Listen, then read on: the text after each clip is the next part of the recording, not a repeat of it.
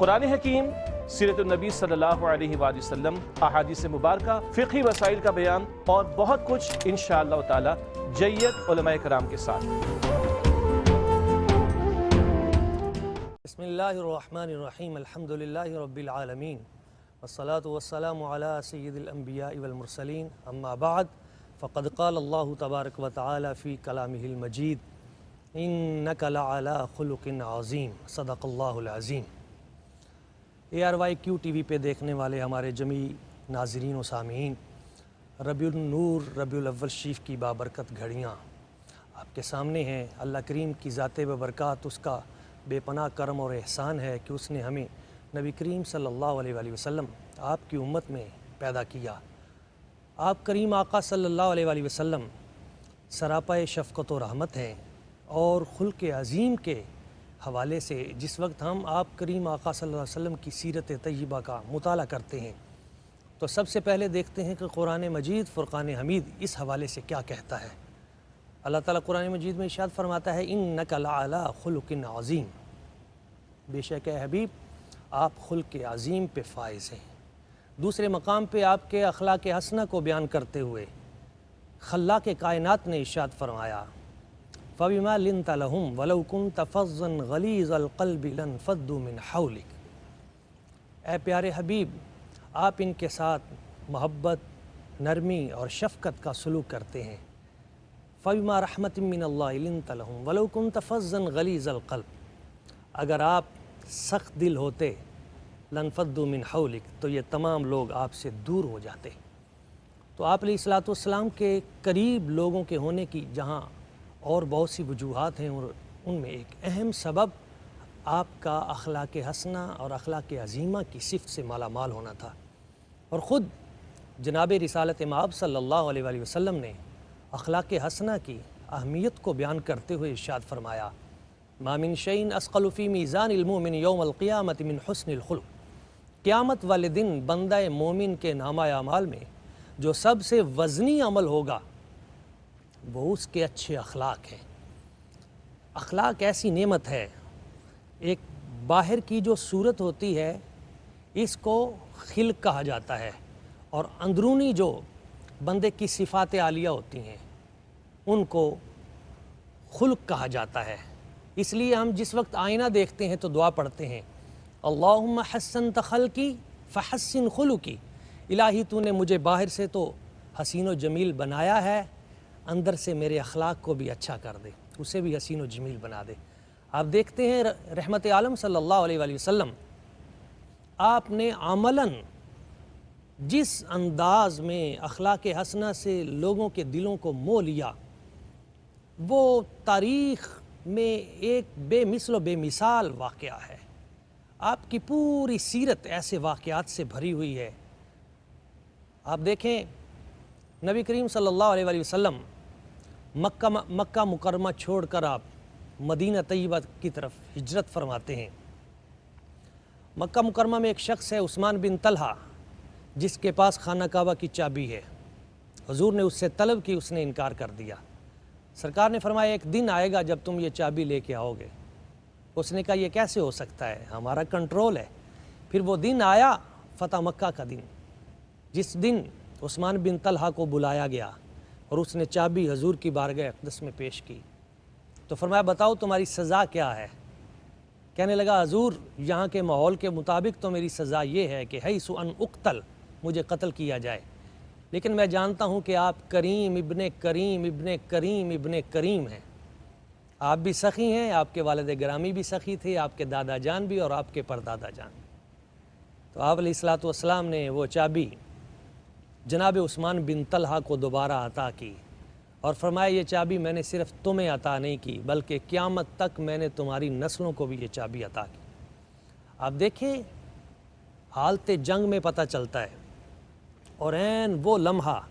جن لوگوں نے حضور کو تکالیف دیں، ستایا، مجبور کیا، ہجرت پہ مجبور کیا، حتیٰ کہ وہ قریبی رشتے جن کا ایسا تعلق ہوتا ہے کہ جہاں انسان بے بس ہو جاتا ہے، ان خاص مقامات پہ بھی کریم آقا صلی اللہ علیہ وسلم حضور کے اخلاق حسنہ وہ پوری دنیا کو اس طرف متوجہ کرتے ہیں کہ اپنے انتقام کے لیے، اپنی ذات کے لیے کبھی نہ سوچیں، اللہ تبارک و تعالیٰ کی ذات و برکات، اس کی مخلوق کی بھلائی کے لیے سوچیں۔ حبار بن الاسود ہے، حضور نبی کریم صلی اللہ علیہ وسلم حضور کی صاحبزادی سیدہ زینب سلام اللہ علیہ ان کو شہید کرتا ہے، نیزہ مارتا ہے، اور سیدہ زینب سلام اللہ علیہ آپ اونٹ سے نیچے تشریف لے آتی ہیں اور اسی تکلیف میں شہید ہو جاتی ہیں۔ اب فتح مکہ کا دن ہے، اور وہ شخص جس نے حضور کی لخت جگر نور نظر کو شہید کیا تھا، کریم آقا صلی اللہ علیہ وسلم، حضور کی رحمت کریمی اور حضور کریم آقا صلی اللہ علیہ وسلم آپ کی کروڑ درجہ کرم نوازی دیکھی، حضور نے اس شخص کو بھی معاف کر دیا۔ حضور کے وہ چاچا جن سے سرکار بے حد محبت فرماتے تھے، حضرت امیر حمزہ رضی اللہ تعالیٰ عنہ، سید الشہداء، آپ دیکھتے ہیں کہ جس وقت وہ بی بی جس نے ان کو بہت تکالیف دیں اور ان کے وجود کا مصلح کیا، جب وقت آیا تو سرکار نے اسے بھی معاف کر دیا۔ سب سے بڑا دشمن تھا ابو جہل، اور اس ابو جہل کا بیٹا تھا اکرمہ بن ابی جہل۔ وہ اکرمہ جس وقت سرکار نے مکہ فتح کیا تو وہ ڈر کے خوف کی وجہ سے مکہ چھوڑ کے نکل گیا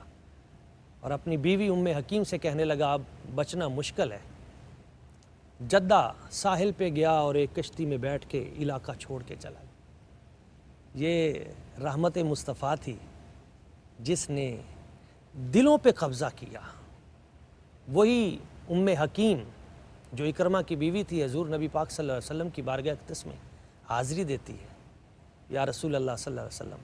ہمیں معاف کر دیں۔ سرکار نے نہ صرف معاف کیا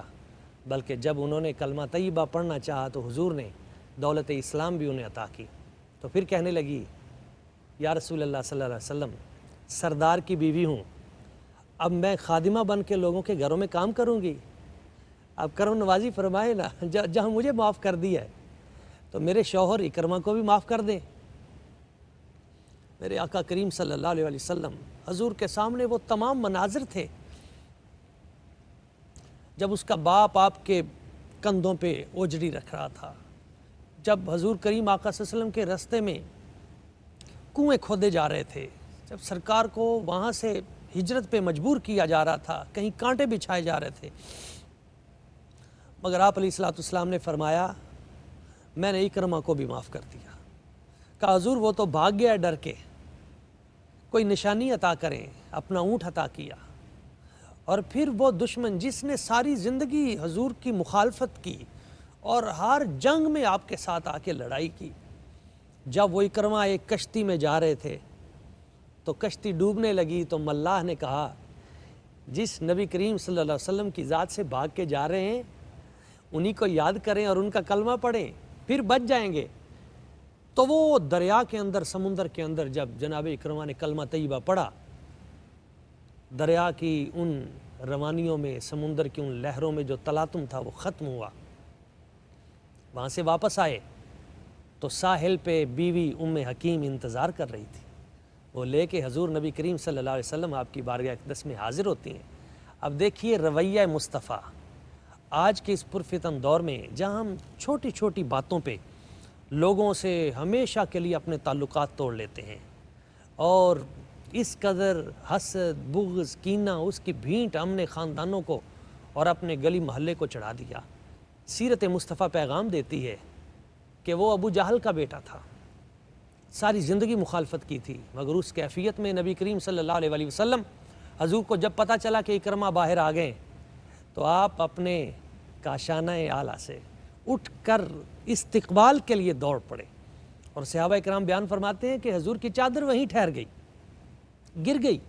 وہ بھی نہ اٹھائی تیزی سے، اور بازو حضور نے ایسے پھیلائے ہوئے ہیں اور ان کو اپنے سینے سے لگاتے ہیں، اور حضور فرماتے ہیں یا ایھا الراکب المہاجر این تذہب، اے کشتیوں میں بیٹھ کر ہجرت کرنے والے، ہمیں چھوڑ کے جانے والے، ہمیں چھوڑ کے کہاں جاؤ گے؟ تو جیسے ہی حضور نے ان کو سینے سے لگایا تو وہ برسوں کا جو زنگ تھا وہ سارا اتر گیا، رونے لگے اور قدموں میں بیٹھ گئے،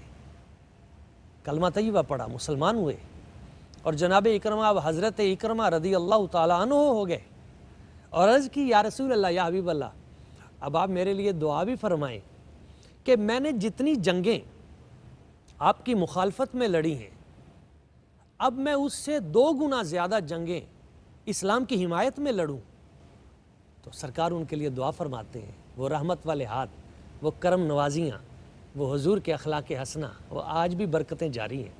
سرکار نے دعا فرمائی اور وہی جناب اکرمہ جو کل تک اسلام کے مخالف تھے وہ آج اسلام کے سب سے بڑے حمایتی بن کر ابھرے اور وہ اسلام کی حمایت میں اور اعلاء کلمت الحق کے لیے لڑتے رہے. اور تاریخ نے وہ منظر بھی دیکھا کہ جنگ یرموک میں جناب اکرمہ نے لڑتے ہوئے اپنے 2 بیٹے شہید کروا دیے اور 2 بیٹوں کی شہادت کے بعد خود بھی عالم کفر کے ساتھ لڑتے ہوئے خود بھی شہید ہو گئے. وہ لوگ جو کل جانے لینے کے در پہ تھے یہ حضور کے اعلیٰ اخلاق تھے کہ جنہوں نے ان لوگوں کو بھی اپنے ساتھ شامل کر لیا اور اسلام کے علم کو بلند کر دیا. وہ جناب وحشی جنہوں نے جناب حضرت سیدنا امیر حمزہ رضی اللہ تعالیٰ عنہ ان کو نیزہ مارا تھا، جب وہ آئے سامنے تو حضور کے اعلیٰ اخلاق ہیں، سرکار نے انہیں بھی عطا کیا، برکتیں عطا کی. ایک مرتبہ جناب ابو سفیان حضور نبی کریم صلی اللہ علیہ وسلم کی بارگاہ میں مدینہ طیبہ آئے کہ ہمارا معاشی سسٹم جو ہے وہ اس وقت بہت پریشان کن ہے، گندم ختم ہو گئی ہے، تو آپ مہربانی کر کے ہمارے جو گندم کے جو ذرائع ہیں اور معیشت کی جو ہماری لائن ہے جہاں سے ہمیں وہ رزق آ رہا ہے آپ اس کو جاری کر دیں. تو سرکار اس کو جاری کرنے کا حکم دیتے ہیں.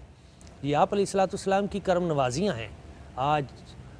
4 دانگ عالم میں حضور کے ان اخلاق حسنہ اور اس پیغام کو پہنچانے کی ضرورت ہے